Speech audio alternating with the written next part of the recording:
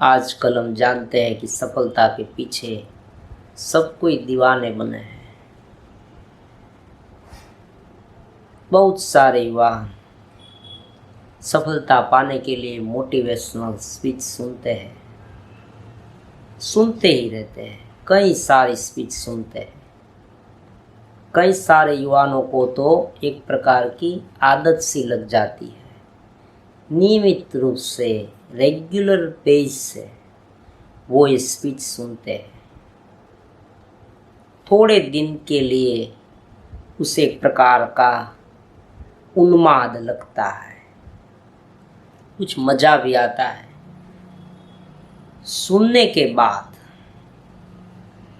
थोड़े दिन के लिए कुछ मोटिवेट भी होते हैं, लेकिन धीरे धीरे उनका जो मोटिवेशन है वो डिम हो जाता है। मतलब कि जो प्रेरणा उसे मिली थी वो धीरे धीरे डिम हो जाती है, डिसअपियर हो जाती है।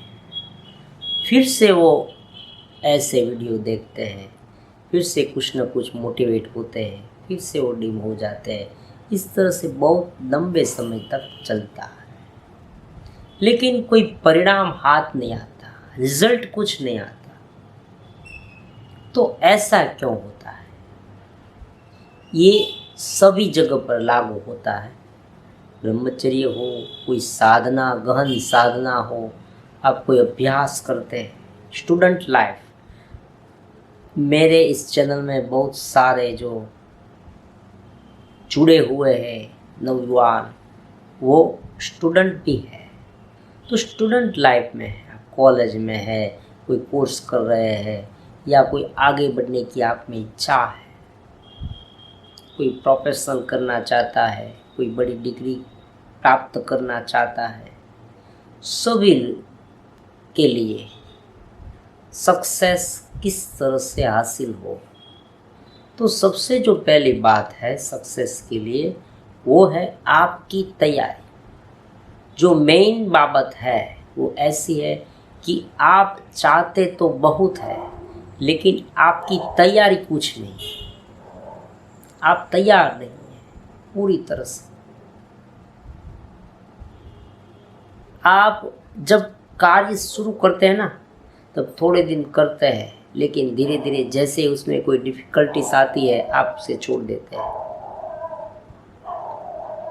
तो ये एक बात हुई कि आपकी जो तैयारी है वो वीक है।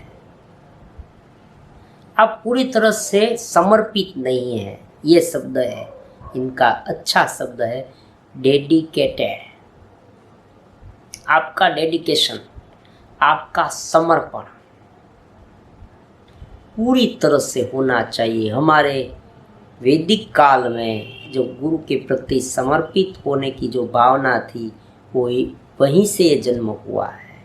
आप अपने एम पर, आप अपने जो आपने जो तय किया है उनमें पूरी तरह से समर्पित हो जाए, तो आपका पूर्ण तरीके से समर्पित होना यह अत्यंत आवश्यक है सक्सेस में।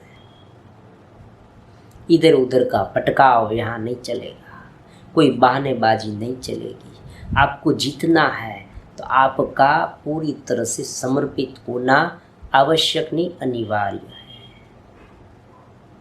दिन रात आपके मन में वही भाव उठने चाहिए कि किसी भी हाल में मुझे करना है। तो आपका जो मन है, आपका जो तन है, आपका पूरा अस्तित्व है, वो इनके पीछे लग जाएगा। ये जो लॉ ऑफ अट्रैक्शन का जो सिद्धांत है, पूरी जो प्रकृति आपको मदद करेगी, हेल्प करेगी, परमात्मा भी आपको मदद करेंगे। कैसे करेंगे? जब आप में कुछ होगा, आप पूरी तरह से तैयार होगे, आप पूरी तरह से समर्पित होगे। आपके प्रयास इतने प्रबल होने चाहिए, आप में उत्साह इतना होना चाहिए, जोम होना चाहिए कि आपको देना ही पड़े। पुरातन काल में हम जानते हैं कि जो असुर थे उनका मार्ग तो कम्प्लीटली गलत था। हम जानते हैं, लेकिन उनकी जो तपश्चर्या थी वो बहुत ही कठोर थी, कठिन थी। वो इधर उधर का कुछ नहीं सोचते थे, शुरू किया बस करना है, करना है, करना है, हर हाल में करना है, उसमें कोई चूक नहीं, उसमें कोई लेखा जोखा नहीं। इतना रखो उतना रखो ऐसा कुछ नहीं, बस करना है। कहने का मतलब एक है कि आपका डेडिकेशन, मतलब कि डेडिकेटेड इफोर्ट्स होना चाहिए, पूर्ण समर्पित भाव से आपको अपने ध्येय में लग जाना चाहिए।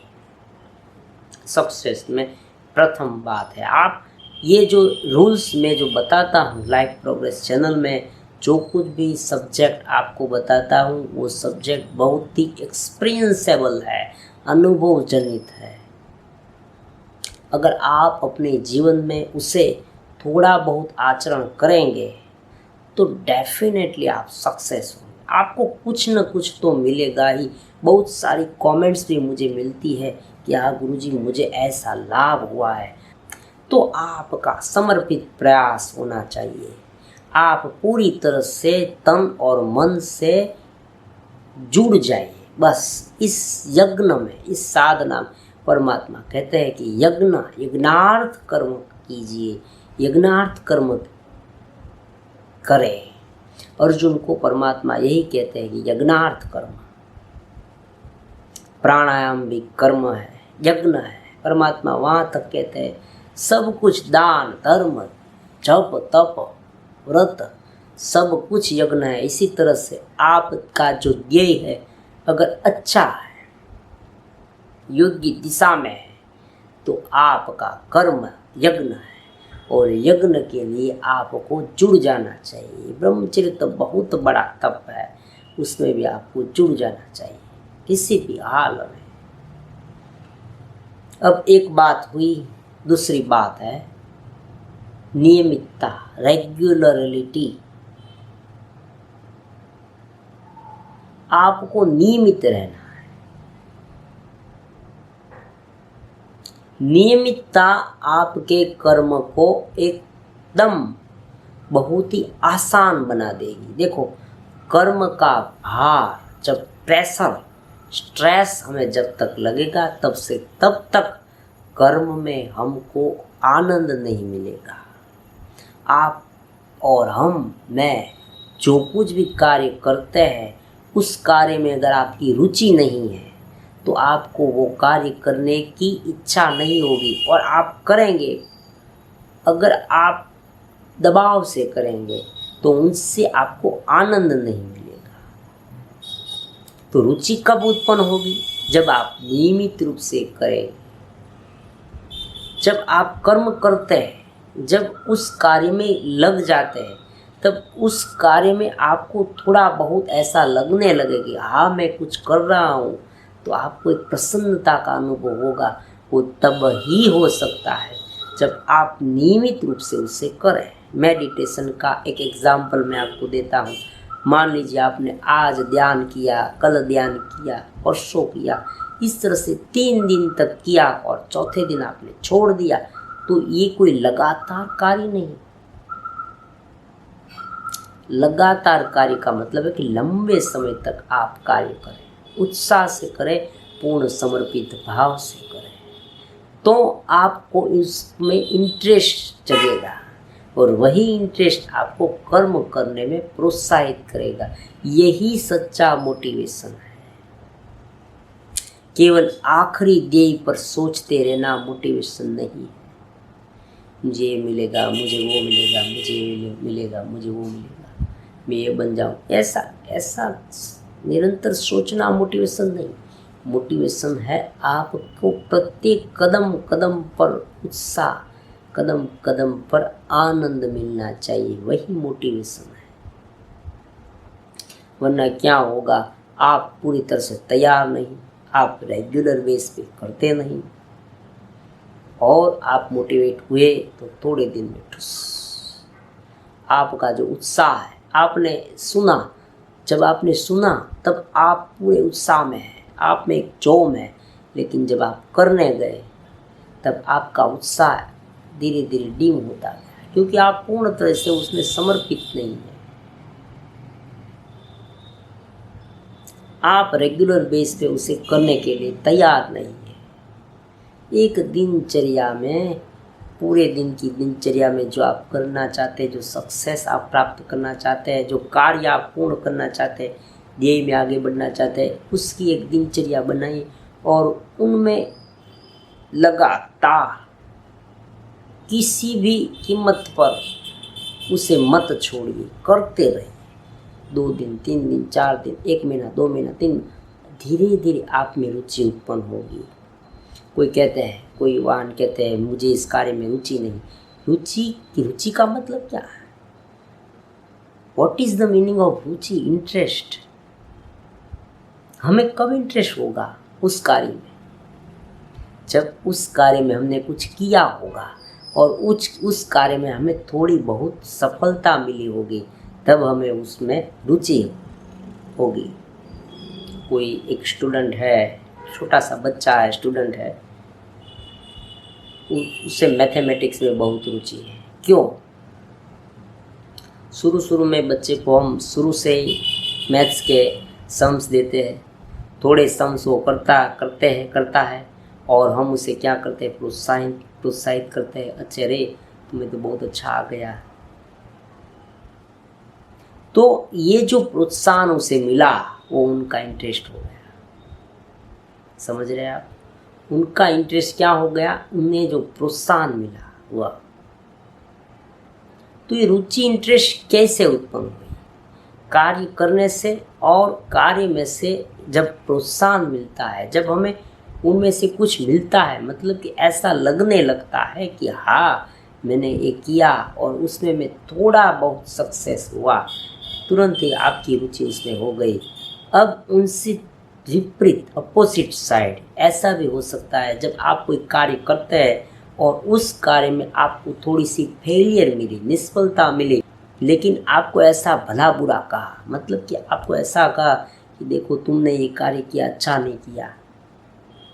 आपको भी ऐसा लगा कि हाँ मैं ये कार्य नहीं कर सकता, तुरंत ही आपकी रुचि गायब।